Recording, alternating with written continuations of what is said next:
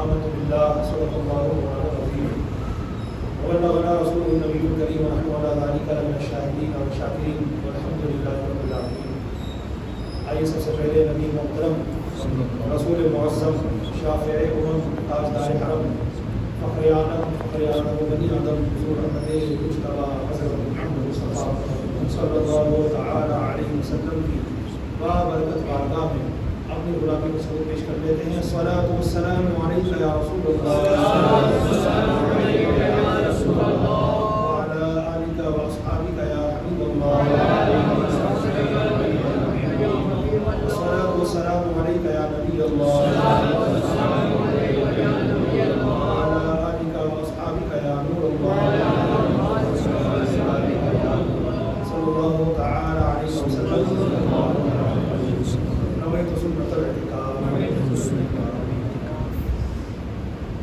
آج اپنے بیان کا آغاز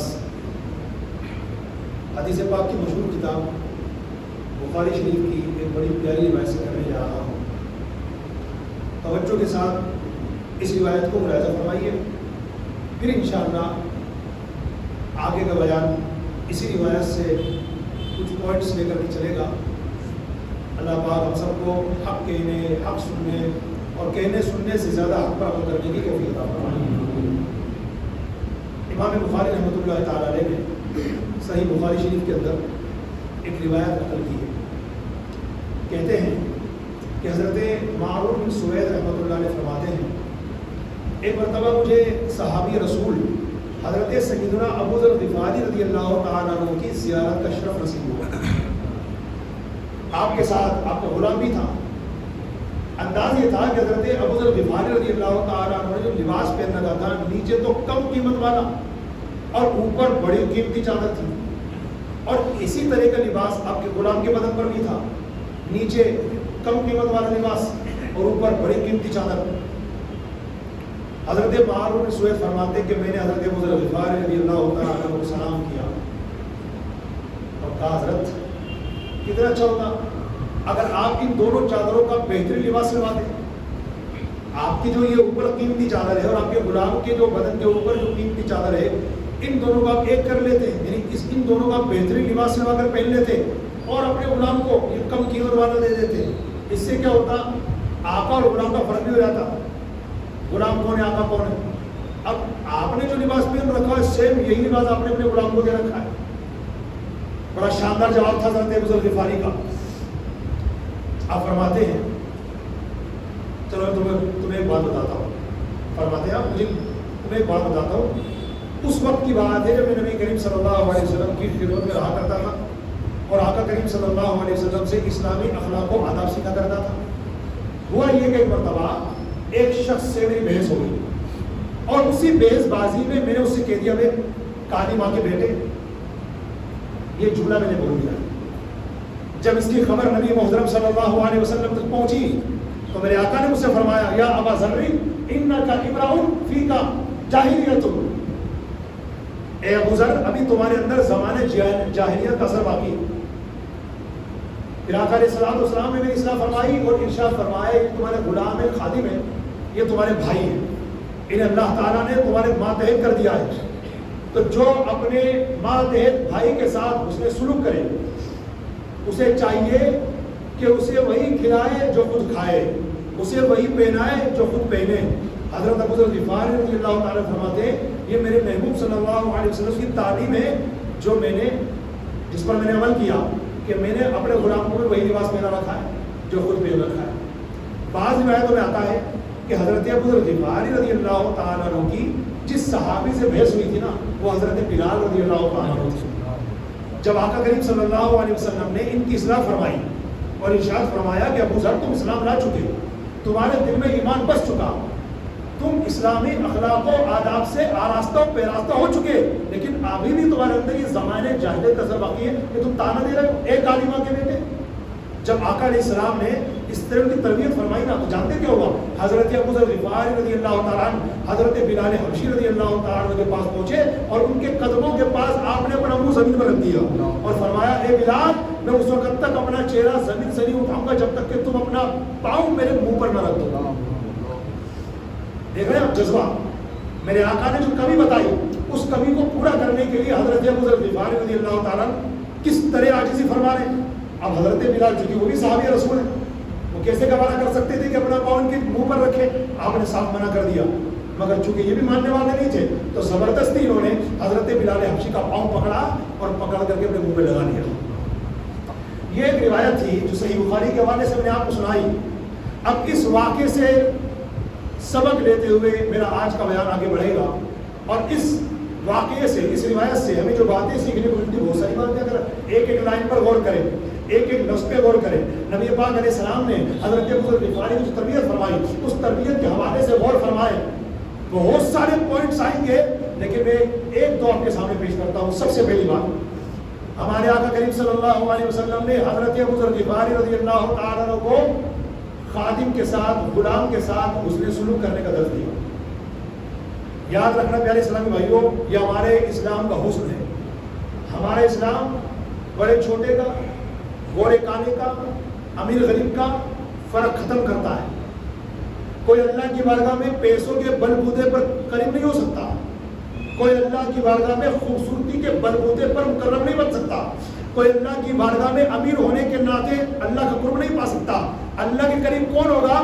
قرآن پاک کے 26ویں پارے کی سورہ حجرات کی 13ویں آیت میں اللہ تعالیٰ نے ججمنٹ فائنلی ارشاد فرمایا, ان اکرمکم عند اللہ اتقاکم, بے شک تم میں سب سے زیادہ عزت والا اللہ کے نزدیک وہ ہے جو تم میں زیادہ پرہیزگار ہے.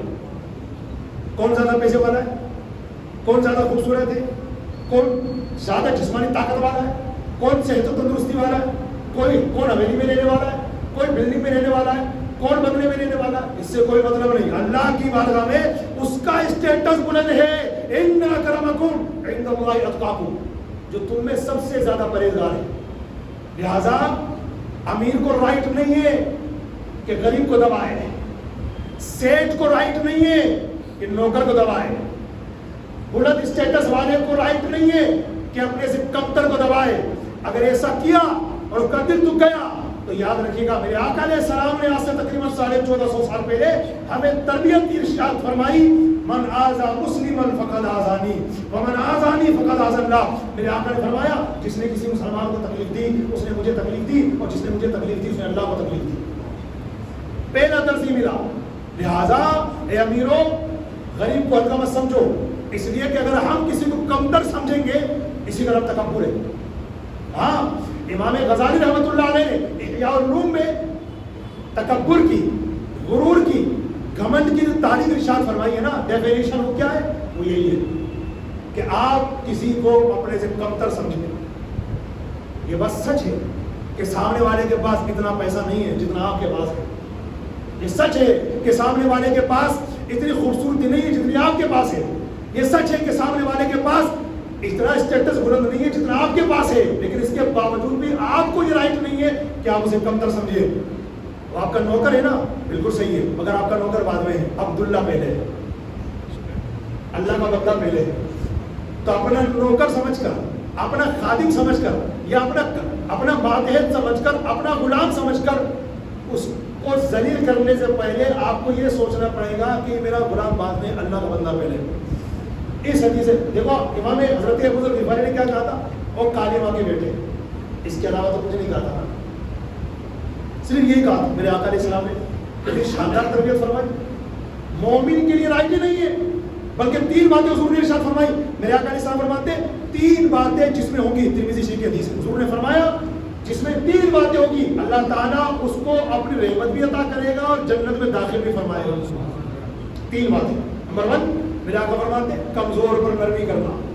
نمبر 2, والدین کے ساتھ حسن سلوک کرنا. اور نمبر 3, غلاموں کے ساتھ بھلائی کرنا. پہلی کیا فرمائی؟ کمزور پر نرمی کرنا. اب کمزور کئی اعتبار سے ہو سکتا ہے.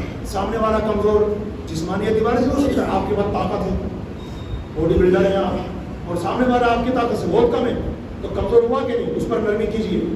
ایسا نہیں کہ میں تجھ سے زیادہ طاقت اور تھپڑ مار دوں گا, نہیں, ایسا نہیں کر سکتے آپ. اگر بلا وجہ شریر ایسا کریں گے تو آپ بھلے اپنی طبیعت میں کتنے پھولے نہ سمائے, آج میں نے کسی کو تھپڑ مارا ہے, اللہ کی بارگاہ میں آپ کا نام ہو جائے گا ظالم. بلا وجہ شرعی کسی کو ایذا دینے والا ظالم کہلاتا ہے. اور قرآن مقدس احادیث مبارکہ کی بہت ساری تفاسیر اور شرائع بتاتی ہے کہ اللہ تعالیٰ ظالم کو ڈھیل دیتا ہے. حضور کی حدیث میں اللہ تعالیٰ ظالم کو ڈھیل دیتا ہے، مگر جب پانی سر سے اوپر چڑھ جاتا اللہ پکڑ لیتا ہے، اور جب اللہ پکڑ لیتا ہے نا اس کو کوئی چھڑا نہیں سکتا. قرآن پاک کے 30ویں پارے میں اللہ کے ارشاد موجود ہے ان بطش ربک لشدید، بے شک تیرے رب کی پکڑ ہو سکتے. تو 3 چیزیں حضور نے فرمائی، یہ 3 باتیں جس بندے میں ہوں گی اللہ اسے اپنی رحمت بھی عطا کرے گا اور اسے جنت میں داخل بھی فرمائے گا. پہلی حضور نے فرمائی کمزور پر نرمی کرنا. تو جو جسمانی اعتبار سے کمزور ہے اس پر بھی نرمی کی جائے، جو مالی اعتبار سے کمزور ہے اس پر بھی نرمی کی جائے، ہے نا. اور دوسری کیا، والدین کے ساتھ اس نے سلوک کرنا. والدین ہماری جان ہے، ہمارے ماں باپ ہمارا گرو ہے، تو والدین کے ساتھ اس نے سلوک کرنا، ان کا دل خوش کرنا، ان کا ہر وہ کہنا، ان کا ہر وہ حکم، ان کا ہر وہ کہا جو شریعت کے دائرے میں ہو اسے فالو کر لینا. یہ اولاد پر فرض ہوتا ہے. اگر وہ اس معنی کہانی کرے، اگر مگر کرے، کنتو پرنتو کرے، تو یہ اللہ کے نزدیک نافرمان لکھ دیا جائے گا. اور میرے آقا علیہ الصلوۃ والسلام نے جن 3 لوگوں پر جنت حرام کر دی ہے نا، ان میں کی تھی کیا فرمایا تھا کہ 3 لوگ جنت میں نہیں جائیں گے. نمبر 1 ماں باپ کو ستانے والا، نمبر 2 دیوس، نمبر 3 مردانی وضع بنانے والی عورت. وہ عورت جو مردوں کی اسٹائل اپناتی ہے، کپڑے مردوں جیسے، چپل مردوں جیسی، بال مردوں جیسے، تو جو ایکٹنگ کرتی ہے مردوں جیسی، نقل اتارتی ہے مردوں کی طرح. میرے آقا علیہ السلام نے ان کے بارے میں فرمایا کہ وہ عورت جنت میں نہیں جائے گی. تو یہ 3 قسم کے لوگوں پر حضور نے جنت حرام فرما دی. اور وہ 3 باتیں جس میں ہوں گی اللہ کے رسول علیہ السلام نے اس کو جنت کی خوشحالی عطا فرما دی. کمزور پر نرمی کرنا، والدین کے ساتھ اس نے سلوک کرنا، غلاموں پر بھلائی کرنا. پہلے کے دور میں کیا تھا کہ غلام پیسے دے کر خریدے جاتے تھے. یہ سنا ہوگا آپ نے، پہلے کے دور میں باقاعدہ سسٹم تھا. آقا علیہ السلام کے مبارک زمانے میں بھی، صحابہ کرام کے زمانے میں بھی. اب پوری دنیا میں سسٹم کہیں نہیں ہے غلاموں کو خریدنے بیچنے کا. لیکن نوکر تو آج بھی ہوتے ہیں نا، آپ کے گھر کی صاف صفائی کرنے والے، آفس میں کام کرنے والے، آپ کی دکان میں کام کرنے والے نوکر ہوتے ہیں، خادم ہوتے ہیں. ان کے ساتھ بھلائی کی جائے. اگر آپ اپنے آپ کو سیٹ سمجھتے ہیں، سیٹ ہیں کوئی ڈاؤٹ نہیں ہے، لیکن آپ اپنے آپ کو سیٹ سمجھ کر سیٹ کے تکبر میں سامنے والے کو ڈیگریڈ کریں گے تو یاد رکھنا اللہ کے بارگاہ میں جواب دینا ہے. اور یہ جو ہمارا یہ جو انداز ہے نا سامنے والے کو کمتر سمجھنا، اس کو کہتے ہیں تکبر. اور حدیث پاک یاد کر لیں، حضور نے فرمایا جس کے دل میں رائی کے دانے کے برابر تکبر ہوگا لا يدخل الجنہ، وہ جنت میں داخل نہیں ہوگا. ہمارا اسلام ہمیں عاجزی سکھاتا ہے. ایک امام اتنا بڑا اسٹیٹس ہے، مسجد میں آنے والے سارے نمازیوں میں سب سے زیادہ ثواب کس کے نام ہے میں؟ امام صاحب کے. کیوں؟ حدیث پاک میں باقاعدہ مضامین موجود ہیں. امام صاحب نماز پڑھاتے ہیں، ان کو اپنی بھی نماز کا اور جتنے نمازی پیچھے نماز پڑھ رہے ہیں سب کی نمازوں کا ثواب ان کو ملتا ہے. اسٹیٹس کتنا بلند ہے. مگر امام صاحب تکبر میں آ جائیں، گھمنڈ میں آ جائیں اور اپنے مقتدیوں کو حقیر سمجھنے لگے. تم کیا جانو، تمہیں کچھ آتا جاتا ہے کیا، میں بہت پڑھا لکھا ہوں.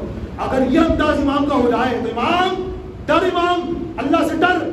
اس لیے کہ جس کے دل میں رائی کے دانے کے برابر تکبر ہوگا، 1450 سال پہلے حضور علیہ السلام نے بتا دیا لا يدخل الجنہ، جنت میں داخل نہیں ہوگا. بہت معاملہ گرم ہے. ہم سب کو سمجھنا چاہیے، کسی کو کمتر نہیں جاننا چاہیے، بلکہ اللہ کی بارگاہ میں کہنا چاہیے میرے مولا میں سب سے برا ہوں. عاجزی اللہ کو بہت پسند ہے. عاجزی کے بارے میں جانتے حضور نے کیا فرمایا تھا؟ من تواضع للہ رفعہ اللہ. حضور نے فرمایا جو اللہ کے لیے عاجزی کرتا ہے اللہ اس کو بلند کر دیتا ہے. دیکھو یار، اگر آپ خود بڑے بننا چاہو گے تو کبھی بڑے نہیں بن سکتے. یہ دیکھ لینا، آپ کی نظر میں سوسائٹی میں، محلے میں، علاقے میں، آپ کے آفس میں، آپ کے دکان مکان میں اور آپ کے شہر میں آپ کی جانکاری میں اس طرح کے لوگ اگر موجود ہوں تو دیکھو نگاہ دو، جو خود بڑے بننا چاہتے ہیں. اندازی میں عجیب و غریب ہے. لوگ ان سے بھاگتے ہیں، لوگ ان کے قریب نہیں آتے. اور لوگ اگر ان کی عزت کرتے ہیں نا تو ان کی شر سے بچنے کے لیے، ان کے شر سے بچنے کے لیے کہ یار ہمیں عزت نہیں کروں گا تو گالی لگے گا، اگر اس کو رسپیکٹ نہیں دوں گا 4 آدمیوں کے سامنے مجھے ذلیل کرے گا. اب اس کے بول لگے کون؟ زبان دراز ہے، بات بعد میں کرتا ہے، گالی پہلے بکتا ہے. آپ کی نظر میں دیکھیے اگر جو بندہ ایسا ہے نا جو خود بڑا بننا چاہتا ہے تو لوگ اس سے بھگتے ہیں. اور کچھ لوگ آپ کی نظر میں ایسے بھی ہوں گے جو اپنے آپ کو بڑا سمجھتے نہیں ہیں، مگر اللہ تعالیٰ نے ان کی محبت لوگوں کے دل میں ڈال دی ہوتی ہے۔ لوگ خود ان کا ادب کرتے ہیں، السلام علیکم، لوگ مسکرا کے سلام کرتے ہیں، السلام علیکم، لوگ ان سے مسافہ کرنے کو اپنے لیے برکت کا باعث سمجھتے ہیں کہ ماشاءاللہ آج جناب سے مجھے مسافہ کرنے کا موقع ملا۔ ایک تو وہ جو خود بڑا بننا چاہتا ہے نہیں بن پائے گا، کیوں؟ بڑا وہی بنے گا جسے اللہ بنائے گا، اور اللہ کسے بڑا بناتا؟ حضور نے بتا دیا، من تواضع للہ رفعہ اللہ، جو اللہ کے لیے عاجزی کر لیتا اللہ پاک اس کو بڑا بنا دیتا ہے، اللہ اس کو بلند کر دیتا ہے، الحمدللہ۔ دوسری بات، حضرت ابو ذر غفاری رضی اللہ تعالیٰ عنہ کے واقعے سے ہمیں دوسری بات یہ پتہ چلی کہ تانا مت دو کسی کو، دیا تھا نا تانا حضرت ابو ذر غفاری نے، اور کالی ماں کے بیٹے، تو تانا دینے پر آقا علیہ السلام نے ناراضی کا اظہار فرمایا، ان کی تربیت فرمائی، کیا کر رہے ہو؟ مومن تو تانا دینے والا ہوتا ہی نہیں، بلکہ حضور نے فرمایا، ایک حدیث پاک ہے ترمذی شریف کی، حضرت عبداللہ ابن مسعود رضی اللہ تعالیٰ عنہ سے روایت، حضور نے فرمایا مومن نہ تانا دینے والا ہوتا ہے، نہ لعنت کرنے والا ہوتا ہے، نہ فحش کلامی کرنے والا ہوتا ہے۔ فحش کلامی مطلب گالی گلوچ، گندی بات، مومن کے اندر یہ صفت نہیں ہوتی۔ یہ حضور نے فرمایا اگر اب ہم لوگ مومن ہونے کے باوجود تانا دیتے ہیں کسی کو، غریب کو غریبی کا تانا، مزدوری کرنے والے کو مزدوری کا تانا، ٹھیلا لگانے والے کو ٹھیلا لگانے کا تانا، اور کسی کمتر ذات والے کو کمتر ذات کا تانا، حالانکہ کوئی ذات کمتر نہیں ہوتی۔ لڑو مت آپس میں، انصاری کہے میں بلند ہوں، منصوری کہے میں بلند ہوں، دوسری برادری کا کہے میں بلند، کوئی بلند نہیں ہے اللہ کے نزدیک۔ ان اکرمکم عند اللہ اتقاکم، اللہ کے نزدیک بلند ہوئے جو تم میں سب سے زیادہ پرہیزگار ہے۔ بات ختم۔ اللہ کے یہاں انصاری منصوری کے صحابہ اور کتنی برادریاں، کوئی بلند نہیں ہے، یاد رکھنا۔ شیخ صاحب کہتے ہم تو شیخ ہیں، تو کائے کا گھمنڈ ہے؟ اللہ کا شکر ادا کرو کہ اللہ نے تمہیں شیخ برادری پیدا کیا، شکر ادا کرو اللہ کا، ہم تو انصاری ہیں، اللہ کا شکر ادا کرو بھائی۔ اب کسی بھی برادری میں ہو، آپ کی برادری بعد میں ہے، اسلام پہلے۔ ہم as a Islam, as a مسلم بھائی بھائی ہیں، قرآن پاک نے کہہ دیا ہے نا، آقا علیہ السلام نے حدیث نے بتا دیا، المسلم اخو المسلم، مسلمان مسلمان کا بھائی ہے۔ تو اپنی ذات کے طور پر یا ذات کے بلبوتے پر، برادری کے بلبوتے پر بڑائی مت جتاؤ ایک دوسرے پر۔ اللہ کے نزدیک یہ کوئی کام دینے والی چیزیں نہیں ہے، بلکہ ہو سکتا ہے کہ بڑائی جتانے کی وجہ سے اللہ کے نزدیک تم گھمنڈی لکھ دیے جاؤ، متکبر لکھ دیے جاؤ، غرور کرنے والے لکھ دیے جاؤ، اور پھر کیا ہوگا؟ حضور نے بتا دیا جس کے دل میں رائی کے دانے کے برابر تکبر ہوگا جنت میں نہیں جائے گا۔ کسی بھی برادری سے ہو، ویلکم، سواگتم، خیر مقدم ہو تو مسلمان، سبحان اللہ، بس اس پر اللہ کا شکر ادا کرو، بڑائی مت جتاؤ۔ آپس میں جو لڑتے ہیں نا برادری کو لے کر کے کہ میری برادری کا اسٹیٹس بلند ہے، میری برادری کا اسٹیٹس بلند ہے، اللہ کے نزدیک اس کی کوئی وقت نہیں ہے۔ قرآن پاک نے کہا کہ ہم نے یہ جو قبیلے بنائے ہیں نا، یہ صرف اس لیے لتعارفوا، تاکہ تمہاری پہچان ہو سکے، باقی اس کے علاوہ کوئی مقصد نہیں ہے۔ قرآن پاک میں موجود ہے لتعارفوا کا لفظ قرآن پاک میں آیا کہ تاکہ تم پہچانے جاؤ، تمہاری پہچان ہو تمہارے قبیلوں برادریوں کے ذریعے سے، بس باقی اس کے علاوہ اور کوئی وجہ نہیں ہے کہ اللہ نے ہمیں قبیلوں کے اندر بانٹ دیا، قبیلوں میں جو اللہ نے ہمیں تقسیم کر دیا، یہ صرف اللہ کے قانون ہے، اور قانون کی وجہ بتائی اللہ نے لتعارفوا، تاکہ تمہاری پہچان ہو۔ لیکن اب ہم اپنی برادری کے بلبوتے پر جھگڑنے لگ جائیں، مارا ماری کو اتر آئے، کاٹنے مارنے کو اتر آئے، ایسا کرنے والے سے زیادہ بدھو، گوار، جاہل، ان پڑھ کوئی نہیں ہوگا۔ اس لیے ان باتوں میں نہ پڑھ کر سامنے والا مسلمان ہے، سبحان اللہ میرا بھائی، بس ختم بات۔ تو تانا مت دو کسی کو، اس حدیث پاک کے ذریعے ہمیں پتہ چلا کہ تانا مت دو، اور ہمارے یہاں خوب تانے دیے جاتے ہیں۔ حتیٰ کہ میں معافی چاہ کے بات کہہ رہا ہوں کہ ہماری سوسائٹی میں غیر مسلموں کی، ہندوؤں کی، سکھوں، عیسائیوں کی بات نہیں کر رہا، اپنے ہی مسلمانوں کی بات کر رہا ہوں۔ ہمارے ہی مسلمانوں میں کوئی مسلمان دین کی طرف چلنے لگتا ہے، جیسے یہ جو میرے سر پہ آپ دیکھ رہے ہیں کیا ہے؟ امامہ، کچھ لوگ اسے پگڑی کہتے ہیں، مجھے پگڑی پسند نہیں ہے، اگرچہ پگڑی ہندی کا لفظ ہے اور کہنا جائز بھی ہے، مگر چونکہ ہم ادب والے لوگ ہیں تو ہم جتنا ادب کریں گے اتنی برکت ملے گی۔ یہ امامہ شریف ہے، کس کی سنت ہے؟ اس نبی کی جن کا ہم نے کلمہ پڑھا ہے، اور کتنی پیاری سنت ہے۔ اعلیٰ حضرت نے فتاوی رضویہ میں اس امامے کے بارے میں کہا، امامہ سنت دائمہ متواترہ ہے۔ یہ لفظ یاد کر لیں اگر یاد ہو جائے تو آپ کو، کیا کہا؟ سنت دائمہ متواتر. آپ کہیں گے اس کا مطلب بتائیے آسان بھاشا میں, تو میں بتا دوں آسان بھاشا میں. سنت دائمہ متواتر کا مطلب یہ ہے وہ سنت جو آقا علیہ السلام نے ہمیشہ ہمیشہ ہمیشہ اختیار فرمائی, کبھی نہیں چھوڑی. تو ٹوپی پہننے والے گنہگار ہیں کیا؟ نہیں, ٹوپی پہننے والے گنہگار نہیں ہے, اور ٹوپی میں نماز پڑھنے والے بھی گنہگار نہیں, ان کی بھی نماز ہو رہی ہے, مگر جو ثواب اس میں ہے جناب وہ آپ کے پاس نہیں ہے. اس لیے کہ آپ 2 رکعت امامے سے پڑھو اور 70 رکعتیں ٹوپی سے پڑھو. 2 رکعتیں امامے کے ساتھ پڑھی جانے والی اللہ تعالیٰ ان میں زیادہ ثواب رکھتا ہے, حدیث پاک میں موجود ہے. اور حضور علیہ السلام نے کیا فرمایا اپنے صحابہ کرام سے؟ امام شریف کی طرف اشارہ کر کے حضور نے فرمایا دیکھو میرے صحابہ, فرشتوں کے تاج ایسے ہی ہوتے ہیں, فرشتوں کے تاج ایسے ہی ہوتے ہیں. ہماری سوسائٹی میں اگر امام شریف باندھ لے, ٹارچر کون کرتا ہے؟ شنکر یا شاکر؟ سمجھ رہا ہوں مطلب غیر مسلم ٹارچر کر رہا ہے کہ ہمارا مسلمان ٹارچر کرتا ہے؟ تانا دینے والا کون؟ ہمارا مسلمان. ارے کیا مولوی بن رہا ہے, ارے کیا مولانا بن رہا ہے, ابھی کیا دین میں گھس رہا ہے, خالی نماز پڑھنے واسطے ہی کافی ہے. اچھا, اور قرآن مقدس نے جو یہ کہا قل ان کنتم تحبون اللہ فاتبعونی یحببکم اللہ, کہ محبوب تم فرما دو اپنے غلاموں سے کہ میرے غلاموں اگر تم اللہ کی محبت کے دعوے دار ہو تو سب سے پہلی چیز ہے فاتبعونی, میری اتباع کرو, میری سنتوں پر عمل کرو. پھر تمہیں یہ کہنے کی ضرورت نہیں پڑے گی کہ ہم اللہ سے محبت کرتے ہیں, اللہ خود کہے گا یحببکم اللہ, میں اس بندے سے محبت کرتا ہوں. سنتوں سے اللہ کا قرب ملتا ہے, سنتوں سے اللہ کی رضا ملتی ہے. اور ہماری قوم ٹارچر کر رہی ہے.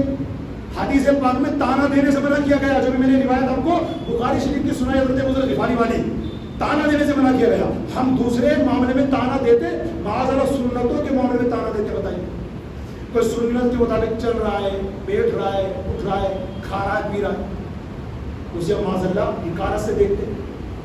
دسترخوان لگا ہوا ہے, 4 آدمی کھانا کھا رہے ہیں, 4 آدمی کھانا کھا رہے ہیں, ایک آدمی میں وہی سنت کے مطابق بیٹھا ہوا ہے. سنت کے مطابق 3 انگلیوں سے کھانا سنت ہے نا, 1 انگلی سے کھانا شیطان کا کام ہے, 5 انگلیوں سے کھانا گواروں کا کام ہے, 2 انگلیوں سے کھانا گھمنڈیوں کا کام ہے, 3 انگلیوں سے کھانا انبیاء کرام علیہ السلام کی سنت ہے. 3 انگلیوں سے مراد ایک اٹھائے گا, ایک شہادت کی انگلی اور ایک بیچ والی انگلی. ان 3 انگلیوں سے کھانا ہمارے پیارے پیارے میٹھے میٹھے آقا صلی اللہ علیہ وسلم کی سنت مبارکہ. اب جو 4 آدمی بیٹھے ہوئے جو ٹھوس ٹھوس کے کھا رہے ہیں 5 انگلیوں سے, اور ایک ہمارا بھائی ماشاءاللہ 3 انگلیوں سے کھا رہا ہے, 3 آگے پھاڑ کے دیکھ رہے ہیں اس کو. کوئی جرم کر رہا ہے, اگر دیکھا جائے تو جرم تو آپ کر رہے ہیں. سنت کے خلاف کون جا رہا ہے؟ آپ جا رہے ہیں. تانا کسے مل رہا ہے؟ کس بندے کو. دسترخوان پر روٹی کے ذرات گر گئے, چاول کے دانے گر گئے. ہماری قوم تو کم کھاتی ہے, منظر دیکھ رہا ہو تو دعوتوں میں دیکھ لو, کہا جاتا ہے کھاتے کم گراتے زیادہ. اور اس کا جیتا جاگتا ثبوت دیکھنا ہو تو وہاں چلے جاؤ جہاں دعوتوں میں ایک سائڈ میں برتن دھونے والا برتن دھوتا ہے, کتنی پلیٹیں اور برتن اس کے پاس ایسے آتے ہیں کہ جس میں چاول بھر رہے ہوتے ہیں. جو لوگ صرف اپنی ناک اونچی رکھنے کے لیے 22 25 طرح کے آئٹم کھلاتے ہیں دعوتوں میں, وہ خود اس بات کے گواہ ہیں کون کھاتی کم ہے گراتی زیادہ ہے. تو جس قوم کے اندر رزق کی اتنی بے حرمتی ہوگی, برکت کیسے انٹر ہوگی مجھے وہ بتا دو آپ. پھر ہماری قوم رو رہی ہے یار برکتیں چلی گئی, برکت. جو کام کل تک ہمارے مسلموں کے ہاتھ میں تھا, کون کے دھنی نہیں ہوگے مسلمان. میں تو اتنی جانکاری نہیں رکھتا, جے پور سے باہر رہا ہوں پوری زندگی, مطلب اچھا خاصا ٹائم میں نے جے پور سے باہر گزارا. ابھی آیا ہوں 2011 میں جے پور میں, اس سے پہلے ہم مکرانہ میں امداد پڑھتے تھے. تو جے پور والے کو بتاتے ہیں نگینے کام کرنے والے کہ ایک زمانہ وہ تھا ہمارے باپ دادوں کے ٹائم میں, نگینوں کا کام کون تھا, کون سنبھالتا تھا؟ دھنی کون تھے؟ مسلمان. اب کون ہے وہ بتا دو. کئی مسلمان آپ کو ایسے ملیں گے, اپنی سوسائٹی میں دیکھیے آپ, جو پہلے نگینوں کا کام کرتے تھے ابھی نگینوں کا کام نہیں کر رہے ہو.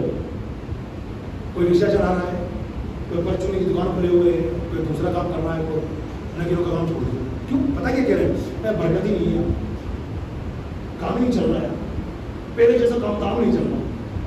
میں اس پر کوئی کمنٹ نہیں کر رہا, میں معافی چاہ کے بات کر رہا ہوں آپ سے. میں صرف یہ بتا رہا ہوں کہ ہم نے رزق کی بے حرمتی کی اور آج بھی کر رہے ہیں. تو جو اللہ نے ہمیں نعمت دے رکھی تھی واپس لے دی, کیونکہ اللہ کا قانون ہے میرے بندو, اگر تم میری دی ہوئی نعمت نعمتوں کی بے حرمتی کرو گے، یاد رکھنا، کان کھول کے سن لینا، میں نعمت واپس لے لوں گا. یہ اللہ کا قانون ہے، دھیان رکھنا. تو آج ہماری مسلم کمیونٹی کے اندر اللہ کی دی ہوئی نعمتیں کتنی ساری تھی، اگر آپ گننا چاہو اکیلے میں بیٹھ کر کے، جو پہلے تھی آج نہیں ہے. یہ سب اپنا ہی کیا دھرا ہے، اپنی ہی ہاتھوں کے کالے کرتوت ہیں. اب بھی اگر ہم باز آ جاتے ہیں، سبحان اللہ، میں دعوے سے بات کر سکتا ہوں، اگر آج بھی ہماری مسلم کمیونٹی اللہ کی دی ہوئی نعمتوں کی بے حرمتی کرنا بند کر دے، انشاءاللہ وہ جو دن تھے نا ہمارے خوشی کے برکتوں والے، آج بھی واپس آ سکتے ہیں انشاءاللہ. لیکن ہماری قوم مانے تو صحیح. تو 4 آدمی کھانا کھا رہے ہیں، ایک آدمی سنت کے مطابق کھا رہا ہے 3 انگلیوں سے، اسے گھوڑا جا رہا ہے. چاول کے دانے دسترخوان پہ گر گئے، 3 تو نہیں اٹھائیں گے کیونکہ ان کی شان کے لائق نہیں ہے. دسترخوان پہ گرے ہوئے ہم نہیں کیوں؟ آئی ایم سم تھے. اچھا، اور یہ بھائی یہ دانے جو گر گئے نا، یہ اٹھا کے کھا رہا ہے. روٹی کے ذرات گر گئے تو یہ اٹھا کے کھا رہا ہے، اس کو گھور رہے تھے، اسے کمتر نگاہوں سے دیکھ رہے ہیں، ذلت کی نگاہوں، حقارت کی نگاہوں سے دیکھ رہے ہیں. اس کو کیا کوئی جرم کر رہا ہے؟ وہ حضور کے فرمان پر لبیک کہتے ہوئے عمل کر رہا ہے. اور ان تینوں کو بتا دو، جاہل گواروں کو جو تم گھور رہے ہیں نا کہ یار یہ کیوں کون سا کام کر رہا ہے، ان 3 جاہل گواروں کو یہ بتا دو، حضور علیہ السلام کی حدیث پاک موجود ہے کہ دسترخوان پر گرے ہوئے دانوں کو اوپر اٹھا کر کھانے سے مغفرت کی بشارت ہے. اس کی اولاد بے عیب پیدا ہوگی اور یہ جنت میں حوروں کا مہر بنے گا. یہ 3 بشارتیں ہیں آقا علیہ السلام کی طرف سے ان لوگوں کے لیے جو دسترخوان پر گرے ہوئے دانوں کو ڈالے کھاتے ہیں. میرے بھائیوں، جن کی عادت نہیں ہے، اسلام کے قریب آؤ، علم دین سے قریب آؤ، اور ان باتوں کو ہلکا مت سمجھو. اس میں ہماری نجات موجود ہے، ہماری بخشش موجود ہے. دیکھو کیا فرمایا کہ دسترخوان پر گرے ہوئے دانوں کو اٹھا کر کھانے سے مغفرت کی بشارت، گناہ بخشے جا رہے ہیں. اولاد بے پیدا ہوگی، لنگڑی نہیں ہوگی، بہری نہیں ہوگی، اندھی نہیں ہوگی، کہانی نہیں ہوگی، خوبصورت اولاد اللہ تعالیٰ عطا کرے گا اس عمل کی برکت سے. تو پلیز ان باتوں کو ہلکا نہ جانیے. آج پتہ ہے میرے موضوع کیا ہے؟ میرے نام رکھا ہے موضوع کا اندھیرے سے اجالے کی طرف. اور قرآن پاک کے 13ویں پارے کی سورہ ابراہیم کی پہلی آیت میں ہمارے آقا علیہ الصلوۃ والسلام دنیا میں کیوں تشریف لائے، اس کا بھی اللہ نے مقصد بیان کیا، لِتُخْرِجَ النَّاسَ مِنَ الظُّلُمَاتِ إِلَى النُّورِ. محبوب، ہم نے آپ کو دنیا میں اس لیے بھیجا ہے تاکہ آپ لوگوں کو اندھیروں سے اجالے کی طرف نکالیں. تو اسی مناسبت سے آج کا میرا ٹاپک ہے اندھیرے سے اجالے کی طرف. تو میرے بھائیوں، جہادت کی اندھیرے سے باہر نکلے، پلیز علم کی طرف آئیے. اسلامی سال کا 2واں مہینہ شروع ہوا، نام کیا ہے؟ سفر المظفر. ہماری عورتیں پتہ کیا کہتی ہیں؟ 13 تیزی. 13 تیزی اسلام میں تو کچھ بھی 13 تیزی نہیں ہے. پر آخر لوگ یہ جہالت. کب آؤ گے علم کی طرف؟ یار راستے جا رہے تھے، کالی بلی آگے سے گزر گئی، او کالی بلی راستہ کٹ گئی، واپس چلو. یہ جہالت کی تعلیم کب نکلو گے؟ زمانے جاہلیت کے لوگ وہم پرستی کے شکار تھے. اس طرح کے باطل خیالات انہوں نے ذہنوں میں بٹھا رکھے تھے. ان سے کنورٹ ہوتے ہوتے ہوتے ہوتے اس امت تک آ گئے. اور اس امت کے کچھ کیا بتاؤں میں، جاہل لوگوں نے، اب زیادہ پڑھے لکھے لوگوں نے اس کو گلو ڈان سے ایکسپٹ کر دیا. بچہ سو رہا ہے، آپ مار کے چلے گئے. ٹھیک ہے، جان بوجھ کے تو کوئی کرے گا نہیں، بھول سے چلے گئے. آپ بچہ سو رہا ہے، اسے مار کے چلے گئے، بھول سے ہو گئے نا. اب عورتیں چلائیں گے، واپس آ واپس آ، مطلب اس کو واپس انگال. کیوں؟ اگر واپس نہیں انگالے گا تو بچہ ٹنگو چھوٹا لے گا، چھوٹا کیچی چلانا ہے، کیچی ایسے کوئی کام نہیں ہے. کیچی چلانا، ارے بند کر کیچی. کیوں؟ لڑائی ہو جائے گی. کیا ہو جائے گی؟ لڑائی. تو ہماری سوسائٹی اور معاشرے میں سب سے زیادہ لڑائیوں کا جو بھانڈا پھوٹے گا نا، کہ نائیوں کے اوپر پھوٹے گا. کیونکہ نائی جو بال کاٹتے ہیں، جب وہ بال کاٹتے تب تو کہتی چل رہی ہے ضرورت ہے، جب وہ ہٹاتے ہیں تو یوں کیوں کرتے رہتے ہیں؟ ارے بھائی جب بال کاٹ رہے ہو میرے نائی صاحب تو کیچی چلے گی، وہ تو ضرورت ہے. مگر جب ہٹ گئی اور بال سے کنگھے سے بال سیٹ کر رہے تھے، کیچی بھی چلا جانا. بھائی جان یہ جہالت ہے، اس کو دور کرو. کوئی کیچی چلانے والا آنے سے کوئی لڑائی وڑائی نہیں ہوتی ہے. یہ وہم پرستی ہے جو ہماری قوم نے پال رکھی ہے. میں جانتا ہوں کہ میری ان باتوں سے ان کٹر مسلمانوں کو تو اثر ہونے والا نہیں ہے. جنہوں نے قسم کھانا کہ ان کے نہیں ہوں تو جاہل بنے رہیں گے، پکے والے، اور اسی عالم میں قبر میں جائیں گے. ان باتوں سے ان کو تو کوئی اثر ہونے والا. مگر میں ان بھائیوں سے بات کر رہا ہوں اور آپ کے ذریعے ان بہنوں سے بات کر رہا ہوں جو دین کو سمجھتے ہیں, اسلام سے پیار کرتے ہیں اور چاہتے ہیں کہ ہمیں کچھ سیکھنے کا موقع ملے. تو میں مسجد سرائے والا سے آج 9 اگست 2024 کے جمعہ کے ذریعے آپ کو پیغام دے رہا ہوں, برائے کرم ان وہم پرستی کی باتوں سے بچیے, نکلیے ان سے. اسلام میں ان کا کوئی تعلق نہیں ہے. سفر مظفر کو معذرت منوج جانتے لوگ, پتہ ہے کیا بولتے ہیں؟ سب سے زیادہ بلائیں پورے سال خواتین سفر کے مہینے میں. کہاں لکھا ہے؟ نہ قرآن میں, نہ حدیث میں, نہ کسی بزرگ نے لکھا, نہ کسی عالم دین نے بتایا, کچھ بھی نہیں ہے. اسلام میں ایسا تصور ہی نہیں ہے. بنا رکھا ہے کیا یہ جہالت ہے. کب نکلو گے اس سے؟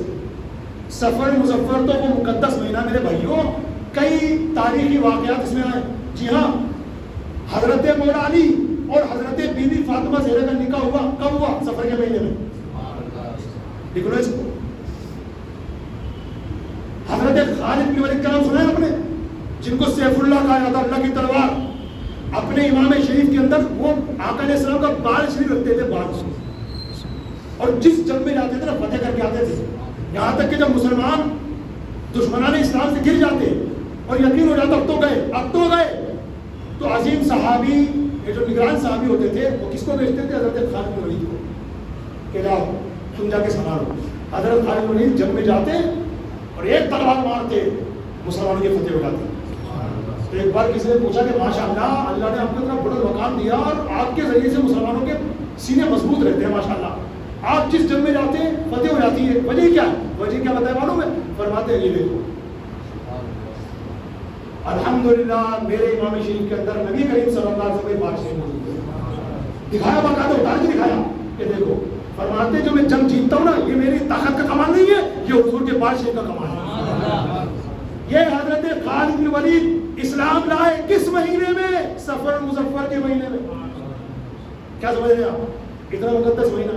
اچھا اور سنو, فتح خیبر کا نام سنا ہے آپ نے؟